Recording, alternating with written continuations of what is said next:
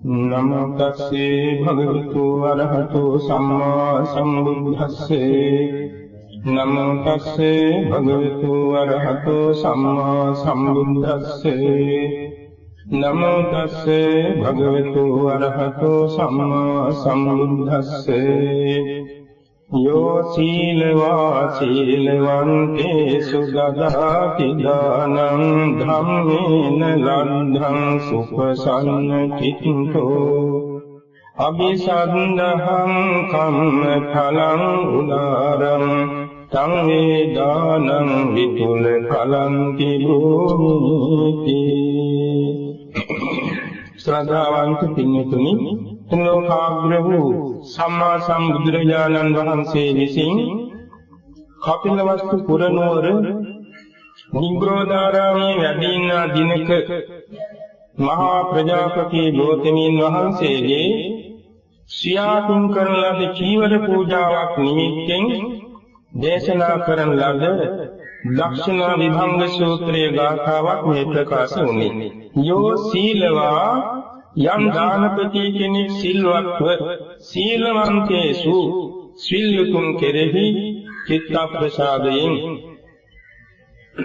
සුපසන්න චිත්තෝ අතිශයින් පහන් සිත් ඇතිව අபிසද්ධහං කම්මඵලං උලාරං උදාන වූ ලෞකික ලෝකෝත්තර කුසල කර්මයේ ඵල විපාක නුවණින් සලකාගෙන දානං දදාති දානයක් පිරිනමනවා. සංවේ දානං විපුල ඵලං තිබ්‍රූමි. ඒ දානය ලෞකික වූද ලෝකෝත්තර වූද මහත් ඵල මහත් ආනිසංසගෙන දානයයි දේශනා කරමි. මේ ගාථාවේ කෙටි තේරුම මේකයි. සීලවන්ත කෙනෙක් සීලවන්තයන් වෙත සුඛ සංසිතින් අනුසස් දක්නා නුවණින් යුතුව දානි දාන වස්තුවක් පරිත්‍යාග කරනවා. ඒ දාන පරිත්‍යාග අතුරින් මහත් ඵල මහත් ආනිසංස ගෙන දෙන පරිත්‍යාගයක් වෙනවා කියන එකයි මේ අදහස. මහා ප්‍රජාපති ගෞතමීන් වහන්සේ කල්ප ලක්ෂයක් පෙරම් පුරාගෙන මහා පුණ්‍යවන්ත උත්තමාවක්. එතුමිය මේ බුදු සසුනේහි වික්ෂුණී ශාසනයෙහි චිර රාත්‍රාක් මෙතාව ප්‍රාර්ථනා කරගෙන ආව කල්ප ලක්ෂයක දිනු කළ පාරමී සම්භාරය ඇති උත්තමාවක්. අපේ ශාන්තිනායකයන් වහන්සේගේ සුළු මෑණිය මහා මායා දේවීන් වහන්සේ බෝසතාණන් වහන්සේගේ උත්පත්තියෙන් 7 වෙනි දවසේ ස්වර්ගස්ථ වුණා. තුසිත දිව්‍ය ලෝකේ මාතෘ දිව්‍ය රාජබාටපත් වුණා. එදා පටන් මහා ප්‍රජාපති ගෞතමීන් වහන්සේ බුද්ධාංකුර බෝසතාණන් වහන්සේ කිරිපවා හදා වඩා ගත්තා. තමන්ගේ දරුවා කිරිමව්වන් දුන්න හදාගන්න නන්ද කුමාරයාව.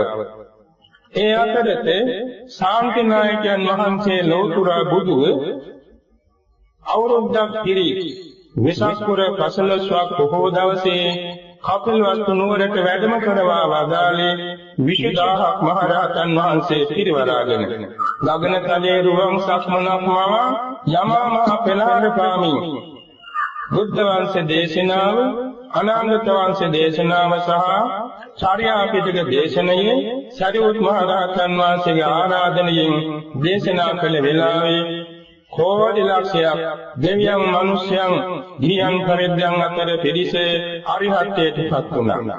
අසංකේයයක් පිරිස සෝවාන් ආදී මඟඵල නිවනටපත් වුණා. කේමක කියන ශාක්‍ය රජුරුවන්ගේ නිග්‍රෝධ උයනේ බුදුපාමොක් සංගරවණට ආරාමයක් වශයෙන් පූජා කරන්න යෙදුණා. එහිදී මේ මහා ප්‍රජාපති ගෞතමීන් වහන්සේ කල්පනා කළා මේ සිද්ධාර්ථ ගෞතම ශාක්‍ය මුනීන්ද්‍රයන් වහන්සේට හිරිපවා හදා වැඩුවේ මමයි.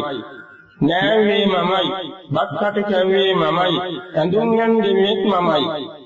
දැන් මේ ශාන්තනායකයන් වහන්සේ දෙතිසක් මහා පුරුෂ ලක්ෂණ ඇතිව 80ක් අනුයන්ජන ලක්ෂණ ඇතිව යාම ප්‍රභා කේතුමාලා අලංකාර ඇතිව දාස්ථා ධාතු ප්‍රභා අසීත්‍යාස්ථා ප්‍රභා ඇතිව සවනක් ගන්න බුදුදැස් වීදුවන ශ්‍රී දේහයෙන් යුතුව මේ වැඩින්න ආකාරය දකිනකොට මව් කෙනෙක් වශයෙන් මට ඇති වෙන අසීමිත සතුට මෙතෙකයි හමන කල නොහැකි වෙනවා. මේ තථාගතයන් වහන්සේගේ ශ්‍රී දේහයට මගේ අතින්ම චීවර වස්ත්‍රයක් පූජා කරගන්නට ඕනේ කියලා කපකුළුන් ගෙන්නලා නූල් කැටලා එවාගෙම තමන්ව අත තියලා කෙදිවිලා චීවරයේ සඳහා වස්ත්‍රයක් හදාගත්තා. මේක දොහොත් මුදුනේ තියාගෙන තමන්ගේ හිත මිතුරියන් එක්ක ආවා නිග්‍රෝධාරාමයට. භාග්‍යවත් බුදුරජාණන් වහන්සේගේ පාමුල වැඳගෙන කිව්වා, ස්වාමීනි, මේ මගේ දෑතින් හදාගත්ත චීවර වස්ත්‍රයක් මට අනුකම්පාවෙන් මේ පිළිගන්නාසේක්වා කියලා ආරාධනා කළා. සරුවක්ඥන් වහන්සේ අනුමෝදනා වශයෙන් නෙමෙයි නියමයක් වශයෙන් දේශනා කළ සංඝයේ ගෝතමී දේහි සංඝයේ දින්නේ අහංචේව පූජිතෝ භවිෂාමි සංඝෝච. ගෝතමීන් වහන්සේ මේක සංඝයාට දෙන්නේ. සංඝයාට දීනේ මටත් පූජා කළා වෙනවා, සංඝයාටත් පූජා කළා වෙනවා. තුන් වාරයක් ආරාධනා කළා. තුන් වාරෙම ඒ වචනේ තථාගතයන් වහන්සේ ප්‍රකාශ කළා. මේක බලානීති අනදමාහිමියන් වහන්සේ. අනදමාහිමියන් වහන්සේ පැවිදි වුණේ ඒ සමීප කාලයේ. අනදමාහිමියන් වහන්සේ වැඳලා කිව්වනේ, ස්වාමීනි, මේ මහා ප්‍රජාපති ගෞතමීන් වහන්සේ තථාගතයන් වහන්සේ හදා වඩාගත් මෑණියෝ. මේ මෑණියන්ට අනුකම්පාවෙන් ඉවසාවදාරණසේකවා කියලා ආරාධනා කළා. ඒ වෙලාවේදී සරුවක්යන් වහන්සේ දිගදේශනයක් පැවැත්තුවා. මහා ප්‍රජාපති ගෞතමීන් වහන්සේ ඇතුළු පිරිස පසකින් වැඳගෙන බලාගෙන ඉන්නවා. අනදමාහිමියන් වහන්සේ වැඳගෙන අහගෙන ඉන්නවා. ආනන්දයේ මේ ලෝකයේ තියෙනවා පෞද්ගලික දාන ක්‍රම 14ක්. එයින් පළමුවෙන් සම්මා සම්බුදු කෙනෙකුන් වහන්සේට දානයක් දීම. දෙවැන්න පසේ බුදු කෙනෙකුන් වහන්සේට දෙන දානය. තුන්වැන්න රහතන් වහන්සේට දෙන දානය. හතරවැන්න රහත් මාර්ගයේ සඳහා පිළිපන්නේකට දෙන දානය. පස්වැන්න අනාගාමීන් වහන්සේට දෙන දානය. සයවැන්න අනාගාමී මාර්ගයේ සඳහා පිළිපන්නේකට දෙන දානය. වාගේම අත්වැන්න සකදාගාමීන් වහන්සේට දෙන දානය. ඊළඟට සකදාගාමී මාර්ගයේ සඳහා පිළිපන්නේකට දෙන දානය. සෝවාන් ආර්යයන් කෙනෙකුට දෙන දානය. සෝවාන් මාර්ගයේ සඳහා පිළිපන්නේකට දෙන දානය කියලා ශාසනික වශයෙන් දාන 10යි. ඊළඟට බාහිර ධ්‍යානලාභී තාපස කෙනෙකුට දෙන දානය. ඊළඟට පංචශීලයේ රකින බෞද්ධ නොවන කෙනෙකුට දෙන දානය. ඊළඟට පංචශීලයක් නැති අබෞද්ධයෙකුට දෙන දානය. 14 වෙනි එක තිරිසන් සතෙකුට දෙන දානය. තිරිසන් සතෙකුට යම්කිසි ආහාර වේලාවක් මෛත්‍රියෙන් දුන්නොත් මේ තිරිසන් සතා වුණාට මීට පෙර ජාතිවල අපවාද හොඳ මිනිස්සුયો. සමහර විට සක්විති රජවරු, සමහර විට සක්දෙව් රජවරු, සමහර බ්‍රහ්ම රාජවරු ඒ තරමදී තියාය සංසාර දෝෂේ නිසා තිරිසන්ගත වෙලා ඉන්නවා. මේ තිරිසන් සතාට මගේ මේ ආහාරේ මෛත්‍රියෙන් මම දෙනවා. මේ සතාට කුසාසිත පහළ වෙලා සුගතියක උපදීවා. කලන මිතුරන් ලැබේවා. නිවන් මාර්ගට යොමු වී පිළිවෙත් පුරාගෙන සසර දුකින් මිදී නිවන් දකේවා කියලා තිරිසන් සතාට ආහාර ටිකක් දෙනවා. යටත් පිරිසෙන් අනුභව කරලා අතසෝදලා පිඟාන භාජනයේ පාත්‍රයේ සෝදලා ඉවත දානකොට මිහිකින් ඉඳුන් ආහාර රසයේ පොළොවෙන් කුඩා සතුන් දෙස සතුටිනිස වේවා. ඒ කර්මක පරිත්‍යාගය කිරීම නිසා ආත්මව සිය ආජීවන සත බල ප්‍රඥා ගෙන දෙනවා. තිරිසන් සතාට ආහාර වේලක් දීමි. යම් කෙනෙක් පංචශීලීවත් නැති දුසිල් මිනිසෙකුට මිසුදුක මිනිසෙකුට ආහාර වේලක් මේ විදිහට මෛත්‍රියෙන් දෙන අනුග්‍රහයි බුද්ධිය. මේ කුසලයෙන් ආත්ම දසදා කාය වර්ණ සත බල ප්‍රඥා ලැබෙනවා. යම් සියදීකින් පංචශීලයේ රකින්න බෞද්ධ නොවන්නෙකුට ආහාර වේලක් දෙනවා. හර විදිහේ මෛත්‍රිය එහි ආනිසංස වශයෙන් ආභාව කෝටි වාරයක් ආනිසංස ගෙන දෙනවා. එවැගේම බාහිර ධ්‍යානලාභී තාපස කෙනෙකුට ආහාර වේලක් දෙනවා. ආභාව කෝටි ලක්ෂයක් වාරෙහි ආනිසංස ගෙන දෙනවා. සෝවාන් මාර්ගයේ සඳහා පිළිපන්නා වූ යටත් පිරිසෙන් තිසරණගත බෞද්ධයෙකුට හරි ආහාර වේලක් පරිත්‍යාග කළොත් අසංකේය වාරයක් ආයු වර්ණ සක බල ඥානගෙන දෙනවා. ඊට වැඩි සෝවාන් ඵලයටපත් වූ එකට දෙන දාන. ඊට වැඩි සකදාගාමී මාර්ගයට පිළිපන්නකට දෙන දාන. ඊළඟ වැඩි සකදාගාමීන් වාසයට දෙන දාන. ඊට වැඩි අනාගාමී මාර්ගය සඳහා පිළිපන්නකට දෙන දාන. ඊට වැඩි අනාගාමීන් වාසයට දෙන දාන. ඊටත් වැඩි රහත් මාර්ගය සඳහා පිළිපන්නකට දෙන දාන. ඊට වැඩි රහතන් වාසයට දෙන දාන. ඊට වැඩි පසේ බුදු කෙනෙකුන් වහන්සේට දෙන දාන. ඒ සියල්ලට වැඩි සම්මා සම්බුදු කෙනෙකුන් වහන්සේට දානයක් දෙන්නේ. මේ පෞද්ගලික දාන 14ක් පහදා දුන්නා. ඊළඟට දේශනා කළ සංඝික දාන 7ක්. බුදුරජාණන් වහන්සේ ප්‍රදාන භික්ෂු සංඝයා, භික්ෂුණී සංඝයා, උභය සංඝයාට දානයන් දෙනවා. මේක පළවෙනි සංඝගත දක්ෂිනාවයි. එවැගේම භික්ෂුණී සංඝයා වහන්සේ නැති වෙලාවක බුද්ධ ප්‍රමුඛ සංඝ රත්නයට දානයක් දෙනවා. ඒ සංඝික දානයක්. බුදුරජාණන් වහන්සේ නැති වෙලාවක භික්ෂු භික්ෂුණී උභය සංඝයාට දානයක් දෙනවා. ඒ සංඝික දානයක්. එවැගේම භික්ෂු සංඝයා වහන්සේට පමණක් දානයක් දෙනවා. ඒ සංඝික දානයක්. භික්ෂුණී සංඝයාට පමණක් දානයක් දෙනවා. ඒ සංඝික දානයක්. භික්ෂු සංඝයාගෙන් මෙතකයි, භික්ෂුණී සංඝයාගෙන් මෙතකයි කියලා ප්‍රමාණයක් සලකාගෙන දානෙ දෙනවා. ඒ සංඝික දානයක්. භික්ෂු සංඝයා වහන්සේට මෙතුණයි කියලා භික්ෂු සංඝයා වහන්සේට පමණක් දානෙ දෙනවා. මේ විදිහට දෙන සංඝික දානය අර පෞද්ගලික දාන සියල්ලට වඩා මහත්ඵල මහත් ආනිසංසගෙන දෙන දක්ෂිනාවක් වෙනවා. ඊළඟට දේශනා කළ දක්ෂිනා විසුද්ධි 4ක්.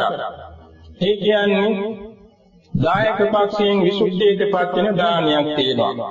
ප්‍රතිග්‍රාහක පක්ෂයෙන් විසුද්ධියටපත් වෙන දානයක් තියෙනවා. දායක පක්ෂයෙන් ප්‍රතිග්‍රාහක පක්ෂයෙන් විසුද්ධියටපත් නොවන දානයක් තියෙනවා. දායක පක්ෂයෙන් ප්‍රතිග්‍රාහක පක්ෂයෙන් විසුද්ධියටපත් වෙන දානයක් තියෙනවා. මේ තමයි දක්ෂිනා විසුද්ධිය 4. යම් කිසි කෙනෙක් තමන් සීලවන්තයි, තමන්ගේ වස්තුව ධාර්මිකයි, තමන්ගේ සිත ශ්‍රද්ධාවෙන් ප්‍රසන්නයි, තමන්ගේ සිත ආනිසංස දක්නා නුවණින් යුතුයි. එවැනි කෙන දානේ ලබන්නේ සීලයක් ගුණයක් නැති කෙනෙක්. අර මුලින් සඳහන් කළා වගේ ත්‍රිසං සතේ පංචශීලයක් නැති මිසදිකු මිනිස්සේ ඔය විදිහට සීලාදී ගුණයන්ගෙන් තොර වූ කෙනෙකුට දාන දෙනවා. එවැගේම පැවිදි වේශයෙන් ඉන්න සීල් නැති අයට දාන දෙනවා. එහෙම කියනවා. එතකොට දානේ මහත්ඵල වන්නේ දාන දක්ෂිනාව මහත්ඵල වෙන්නේ පරිත්‍යාග පැත්තෙනුයි. දාන ප්‍රතිංගේ පැත්තෙනුයි. ඉන්නතුන් අහල ඇති අපේ මහා බෝසතාණන් වහන්සේ විශ්වන්තරා භාවයේදී එළියතා දන් දුන්නේ සිල්ලුතුන් දෙනෙමි. නමුත් පොළොව පවා කම්පා වුණා. සත්‍ය සතික මහා දානෙ දුන්නේ, දරු දෙන්නා දන් දුන්නේ සිල්ලුතුන් සොයලා නෙමෙයි. නමුත් ඒ විලාවේදී මහ පොළොව පවා කම්පා වුණේ දායක පක්ෂයෙන් දානේ මහත්ඵල මහත්ානිසංස බාටපත් වෙන නිසායි. ඒ සිදුවෙන්නේ තමන්ගේ සිතේ තියෙන යෝනිසෝ මානසිකාරයේ කප්පේ උදයි. එනිසා කවර කෙනෙකුට නමුත් දානයක් පරිත්‍යාග කිරීමේදී තමන්ගේ ගැඹුරින් පිරිසිදු කරගන්නට ඕනේ. දැන් හිඟන්නෙකුට උනත් යමක් පරිත්‍යාග කරනවා නම් අර වාගේ නුවණින් සලකා දෙන්නට ඕනේ. මේ හිඟන්නා මේකට මගේ මව, මගේ පියා, මගේ සහෝදරයා, මගේ සහෝදරී ආදි වශයෙන් අනන්ත ජාති වල වෙලා තියෙනවා. මමත් අනන්ත ජාති වල හිඟන්නෙක් වෙලා ජීවත් වෙලා තියෙනවා. මේ හිඟන්නාට මම මේ විදිහේ යමක් පරිත්‍යාග කරනවා මෛත්‍රියෙන්. මොහොගේ සිටේ කුසාසිත පහළ වෙලා නිම්මත්තේ සුගතියක වාසනාවන්ත පුණ්‍යවන්ත ජීවිතයක් ලබාගෙන කල්යාණ මිත්‍රයන් අසුර කරගෙන දානාදී දසපාරමී පුරාගෙන සසර දුකින් මිදී අමා මහ නිවන් දකීවා. මටත් මේ කුසලයේ අසවල් බෝධියෙන් නිවන් සුව පිණිස වේවා කියලා නුවණ හසුරුවමින් පරිත්‍යාගය කරනකොට දායක පක්ෂයෙන් දානේ මහත්ඵල වෙනවා. ඒ වගේම දෙවෙනි කාරණේ තමයි දායක පක්ෂයේ සීලවන්ත නැහැ. දාන වස්තුවක් ධාර්මික නැහැ. හිතේ ශ්‍රද්ධාදී ගුණ පිරිසුදු නැහැ. ආනිසංස දක්නා නුවණක් හරියට දෙන්නේ නැහැ. නමුත් ඒ දානි පිළිගන්නේ බොහොම සිල්වත් ගුණවත් නැනවත් උතුමෙක් නම් හරි ප්‍රතිග්‍රාහක පක්ෂයෙන් දානේ මහත්ඵල වෙනවා. පින්තුන් ආල ඇති කලිනගම් අසබඩ ඉඳලා තියෙනවා බිනිය වැද්දේ. මේ බිලී වැද්ද අවුරුදු 55ක්ම සිද්ධ කළේ බිලී බෑනේ පාප කර්මයයි. නමුත් ඔය අතරතුර ඔහු පිරිසුදා වැඩි කාලසුමන කියන රහතන් වහන්සේට 3 වාරයක් පින්දපාත දාන කිරණමල තිබුණා. ඔහුගේ මරණාසන්න මොහොතේදී ඒ ඥාන සිහි වුණා. අර 55 අවුරුද්දක් කළ පාපයේ සිහි වුණේ නැහැ. රහතන් වහන්සේට දානේ කිරණමෝග පිහිසි වෙලා ඒ මොහොතේදී අපා දුකින් අත මිදී සුගතියකට ගියා. එතකොට ඉන් සිද්ධ වුණේ සිල්ලුතුන් දුන්න දාන නිසා කළපව පවා යටපත් වුණා. ඉන් මහත් ඵලයක් මහත් ආනිසංසයක් ඔහුට ලැබුණා. ඒක ප්‍රතිග්‍රාහක පක්ෂයෙන් දානේ විසුද්ධියටපත් වූ ඇති. දායක පක්ෂය සීලවන්ත නැහැ, වස්තුවත් ධාර්මික නැහැ, හිතේ ශ්‍රද්ධාවක් නැහැ, හිතේ නුවණක් අඩුයි. එවාගෙම ලබන්නේ සීලවන්තෝ නොවේ. එමනම් මේ දානේ හැම අතින්ම අල්පානිසංස ඇති අඳුරු කර දානයක් බාටපත් වේදුවා. එවාගෙම මේ ගාථාවෙන් සඳහන් වෙන්නේ ඊට ආත්පසින් වෙනස් වූ මහත්ඵල දානයයි. දායක පක්ෂයේ සීලවන්තයි. එවාගෙම දාන වස්තුවක් ධාර්මිකයි. එවාගෙම ශ්‍රද්ධාදී ගුණයන්ගෙන් හිත පිරිසුදුයි පරිපූර්ණයි. ආනිසංස දක්නා නුවණින් යුක්තයි. ප්‍රතිග්‍රාහක පක්ෂයේ සුසිල්වන්තයි. එතකොට කරුණු පහකින් යුතුව ඒ දානයේ පිරිනැමෙනවා. ඒ සීලම දානයන් අතුරින් අග්‍ර වූ ජේෂ්ඨ වූ ශ්‍රේෂ්ඨ වූ මහත්ඵල වූ මහත් ආනිසංස වූ දාන දක්ෂිනාවක් වෙනවා කියන එක නියම දේශනා කොට වදාලා. මේ දේශනේ ආගෙන සිටියේ මහා ප්‍රජාපති ගෞතමීන් වහන්සේගේ හිත පැහැදුනා. එතමේ භික්ෂු සංඝයා වහන්සේට අර චීවර වස්ත්‍රය පූජා කළා. දෙවියන්කින් පින මහත්ඵල වුණා. බුද්ධ පූජාව සඳහා චීවර වස්ත්‍රය සකස් කිරීමෙන් බුද්ධ පූජා පිනද සම්පූර්ණ වුණා. සංඝ රත්නයේ පිරිනැමීමෙන් තවත් ආනිසංස මහත්ඵල වුණා. අන්තිමේදී වැඩි දවසක් ගියේ නැ සුද්ධෝදන මහ රජුරෝ රහත් වෙලා පින්වන් පෑවට පස්සේ 500 කුලකාන්තාවන් සමග මේ නිසාස්නේ පැවිදි වුණා. බුදුබණ ආසායිත උතුම් ලෙස අරිහත්ත්වයට පත් වුණා. අවුරුදු 120ක්ම සනසිල්ලේ ජීවත් වුණා. එතුමිය අවසාන දවසේදී තමන් එකට පැවිදි වෙච්ච 500ක් රහත් මෙහෙණින් වහන්සේ සමගම බුද්ධ ප්‍රමුඛ සංඝ රත්නයට වැඳලා ගගනතලයේ පෙරහැර පාර සරුවක්යන් වහන්සේ ඉදිරියේ කුදුම් ස්ථಿತಿ පූජාවක් කරලා පින්වන් පාණ්ඩේ දුන්නා. මේ විදිහේ පුණ්‍යාත්මේ ජීවිත ගැන කොටගොත් අපේ ත්‍රිපිටක ධර්මයේ අර්ථ කතාවල ශ්‍රාවක ශ්‍රාවිකා චරිතවල සඳහන් වෙනවා. එයින් අපට තේරුම් ගන්නට පුළුවන් මේ මහා පුණ්‍යවන්තයෝ කල්ප ගණන්, කල්ප දහස් ගණන්, කල්ප ලක්ෂ ගණන් තිස්සේ තමන්ගේ සිත ඡන්දචිත්ත විනය විමර්ශා කියන මේ උත්තරීතර ඉරිදිපා ධර්මයන් සිතේ දරාගෙන දාන ආදී පාරමී පුරාගෙන මෙච්චේනවා. දැන් මේ පිරිසක් හිතන්නට ඕනේ අපි අලුත් පිරිසක් නෙමෙයි. අපි සංසාරයේ බොහෝ කාලයක් නිවන් පතාගෙන යන්නේ ඡන්දචිත්ත විනය විමර්ශා කියන මේ ඉරිදිපාද හතර හිතේ දරාගෙන දාන ආදී කුසල් පුරාගෙන යන පිරිසක් හැටියට සලකන්නට ඕනේ. එනිසා අපට මේ සා විශාල වාසනාවන්ත බුද්ධෝත්පාද කාලයක සම්මා දිට්ඨික මනුෂ්‍යයන් වශයෙන් ජීවත් වෙන්න ලැබුණා පමණක් නෙමේ ධර්මයේ හැසිරෙන්න වාසනාව ලැබුණා.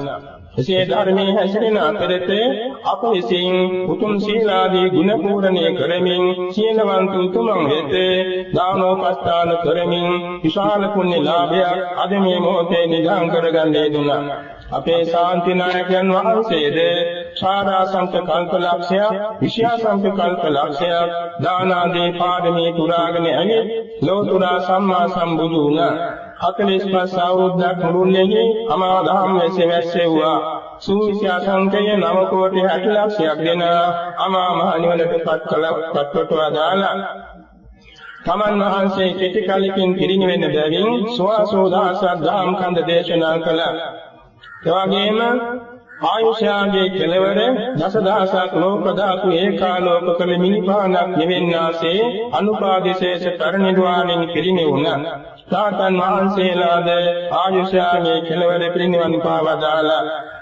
සසු ආර්යයන් වහන්සේලා සුගති පරායන වුණා. සසු ජනතාව කර්මාරෝපෝ මිරිපාලුව ගියා. යදිහිති විහාරස්ථානද රාජධාන උයන් පොකුණු මාලිගාදී සියල්ලද නෂ්ටාවශේෂ වුණා.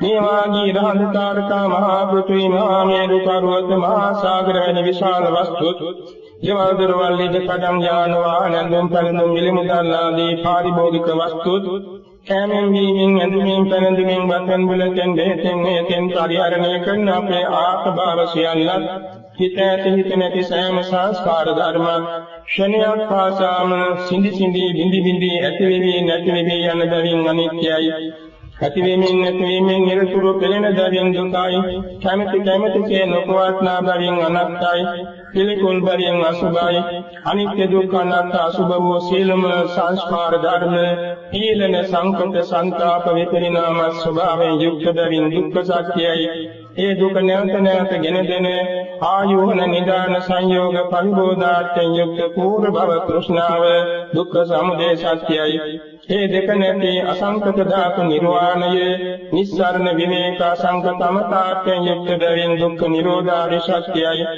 हे दुख निरोधादि सत्य अवबोध कर गन्ना वो आर्य अष्टांगिक मार्गय निज्ञान हेतु दर्शन अधिकृत्यार्थे समानित बविन दुख निरोध गामिनी प्रतिपदादि सत्यय अनंत परिमाण बुदु पसे बुदु महाराजन वහන්සේලා දීර්ඝ කාලයක් විදෝ දානාදී පාරමී දෙනින් මේ චතුරාර්ය සත්‍ය අවබෝධ කරගෙන සදාකාලික වූ අජරාමර සංඛ්‍යාත අමා මහ නිවනින් සැනසී වදාලා සතර දුක් තරණය කළ කෙලෙස් දිනමල නිවාසාන්ත නිවනින් සැනසී වදාළ බුදු පසේ බුදු මහරහතුන් වහන්සේට සුඛින් කයින් වචනින් සමකල්ය අපේ ගෞරවාචාර උත්තමාංග නමස්කාරය වේවා අපට අප ජීවිතේ පුරා රැස්පත් කරන දාන සීල භාවනාදී සකල කුසල සම්භාර ධර්මයේ පාරමී බවට ආර්ය අෂ්ටාංගික මාර්ග බවට බෝධිපාක් ධර්මපාඨපත් වී එමඟින් අපටත් මතු අනාගතයේ මේ ජීවිතේ හෝ මතු ජීවිතයකදී හෝ සතු කාලයකදී